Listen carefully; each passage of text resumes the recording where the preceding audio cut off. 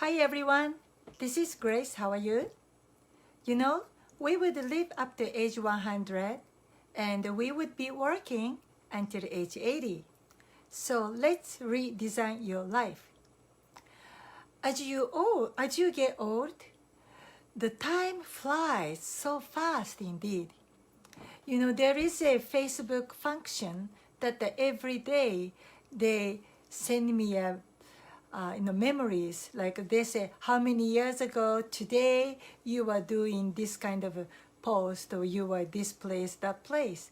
And I realized there was one event 5 years ago. I was in the city of Osaka today and having a meeting with 40 people. To me, it feels like it was just yesterday, but already 5 years had passed. So what I'm saying is, time flies so fast, and then you think you are still young, but the age 60 or 65, our first retirement age, will come very quickly, much faster than you realize. And then most likely our generation, as I said, we would live up to age 100, and we might retire around the age 60 or 65, but our savings wouldn't be enough to live the next 40 years. So we would have a second career. We would retire from the first career, and we would get another career, and that second career would last maybe up until age 80. Around age 80, that would be our second retirement age. And then, of course, the second career, you may or may not make the same amount of money that you are making. So this is one of the Japanese books that I wrote a few years ago. And in here, I have some graph. Of course, I'm not your financial advisor. I'm just, regular person, but I just make a graph to help my Japanese audience to understand how your income changes.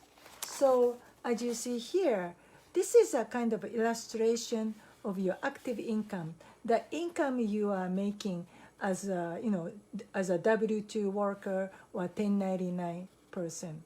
It's an active income. Usually you might reach the highest around age 50, and then before you retire it might drop a little bit, right? And then here, this is the passive income that I highly recommend you to start investing. Either some kind of investment, or you start your own business, or your side project, something like that. So I call it passive income. Ideally, by the time you retire, maybe age 80 in our time, right?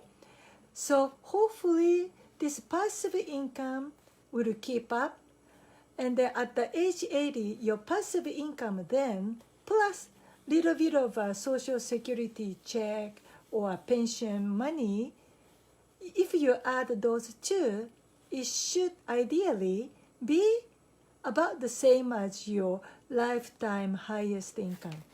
By doing that, you don't have to sacrifice your lifestyle. Do you know, in today's world, in the United States, I was told it's only about 20% of people, they can maintain the same lifestyle after the retirement.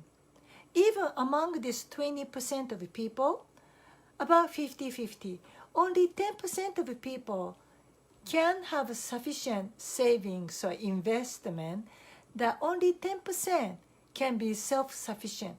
They have prepared for their retirement, and that they can maintain the same lifestyle after the retirement out of their own money. And the other 10% of the people are the people, they don't have enough money to maintain their lifestyle. However, they are lucky to have rich kids, like their kids can be doctor or lawyer or politician, or they have rich relatives. So they may not have enough money themselves, but they have rich either family members or relatives can support, give them financial support so that they can maintain their lifestyle. Those are the lucky 20%. And then the remaining 80%, senior citizens, I was told, cannot keep up their lifestyle. They have to downgrade their lifestyles. For example, I know a couple in Los Angeles. They didn't buy a house while they were double income, couple, and they didn't believe in real estate. So they didn't buy a house. And after the retirement, they continue paying a rent.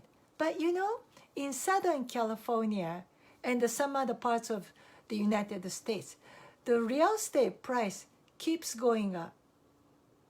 And then their rent keeps going up. So this particular senior citizen couple, they don't have their own house. They keep paying the rent.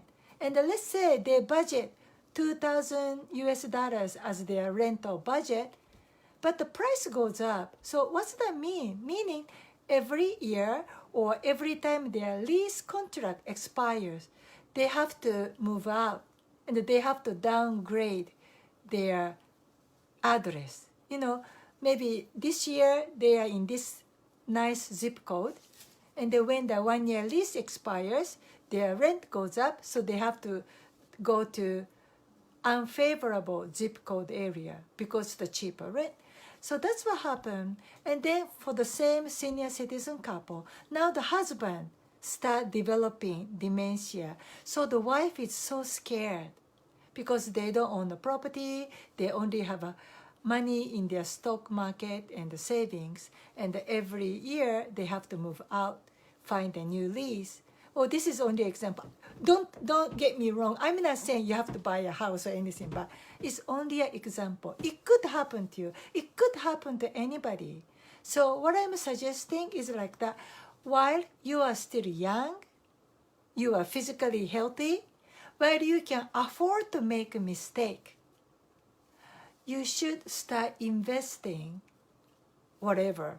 You invest in yourself. You have to invest stock market, I don't know, Forex or whatever, real estate, whatever. Oh, and also you have to start diversifying your risk. So don't put all of your money in a mutual fund. Again, I'm not your advisor, okay? But it's a common sense. They say don't put all of your eggs in one basket, right? So you have to diversify. Maybe you have to do a little bit in real estate, a little bit of cash here, a little bit of a stock, I don't know, a little bit of a mutual fund, a little bit of a Forex, something like that, and a little bit about your side project, side business. And I'm doing always something new. And then, of course, many of them, I fail. But I'm still young, I'm still working, I still have active income, so I can afford to make a mistake right now. And every time I fail, I become wiser, hopefully. Hopefully you learn from mistake, right? Hopefully I don't make the same mistake. And every time I go under, I come back quicker and wiser. So this is the way I want you to prepare. That's what I mean. Let's redesign your life.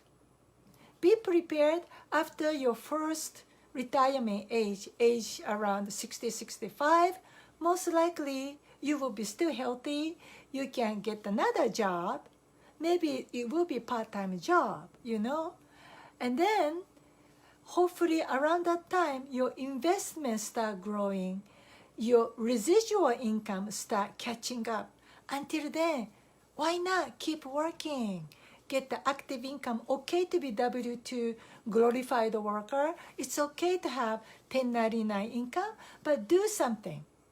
And if you are interested in what I do, write a comment in this Facebook, and we go from there. I'll tell you what I'm doing, preparing for my retirement. Okay, that's all for today.